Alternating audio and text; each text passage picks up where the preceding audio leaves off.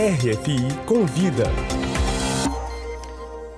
Ela nasceu no Brasil, no Amapá, mas desde a infância tem uma relação muito próxima com a França, ao ter ido morar na Guiana Francesa dos 9 aos 17 anos e depois vir estudar aqui em Paris. Estamos falando da curadora franco-brasileira Nina Salles, que veio aos estúdios da Rádio França Internacional participar aqui do RFI Convida. Olá, Nina, como vai? Boa tarde, tudo bem, obrigada. Pois é, foi aqui na França que você deu seus primeiros passos no mundo das artes. Conta um pouco pra gente esse início da sua carreira aqui.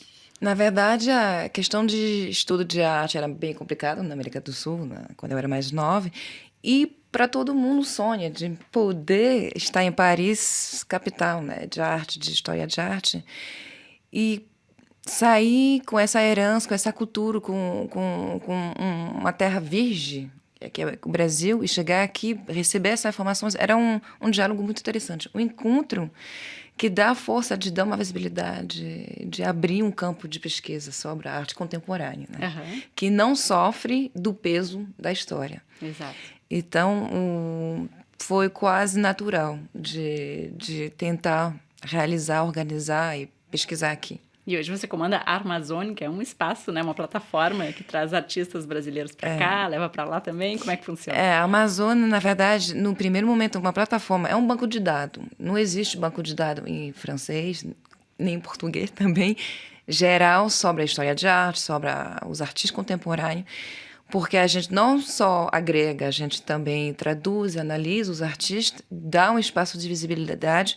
Também bastante artistas não tem como, tem um site, um ponto de divulgação. Então, a gente apoia eles nesse primeiro momento. E as outras atividades são fazer interconexões entre curador, pesquisador, artista, colecionador, estudante, e para workshops, seminário, palestra e...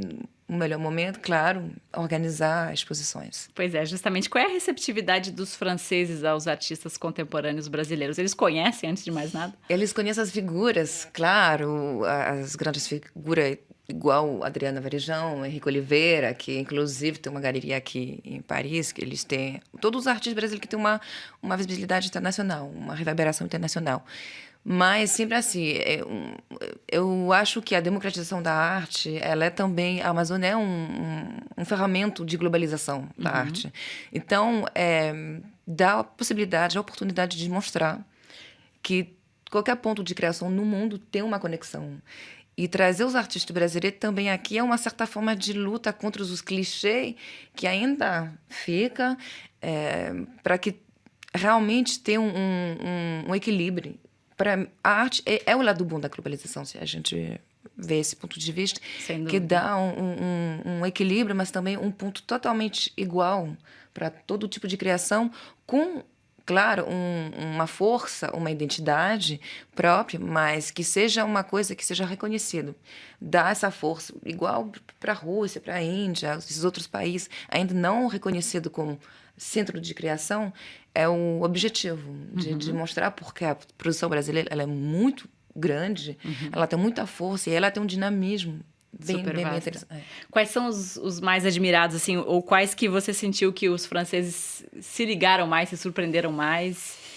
Na verdade, quase todos, eu não sei ainda se a surpresa é ligada à questão de descobrir que a artista brasileira tem um diálogo contemporâneo, universal, ou se é os assuntos.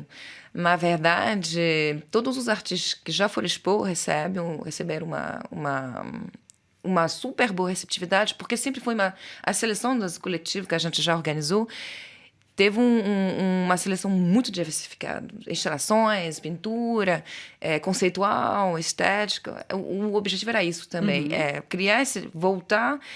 o que eu chamo de luta completamente absurda, de fazer uma quebra entre arte estética e arte conceitual.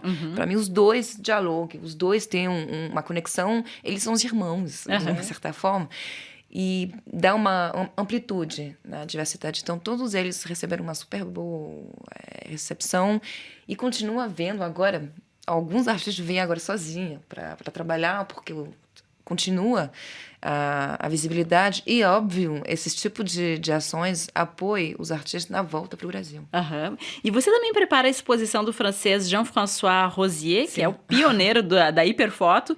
Ele vai expor no Museu da Arte Moderna de Brasília e fez trabalhos no Brasil. Então, conta um pouquinho pra gente.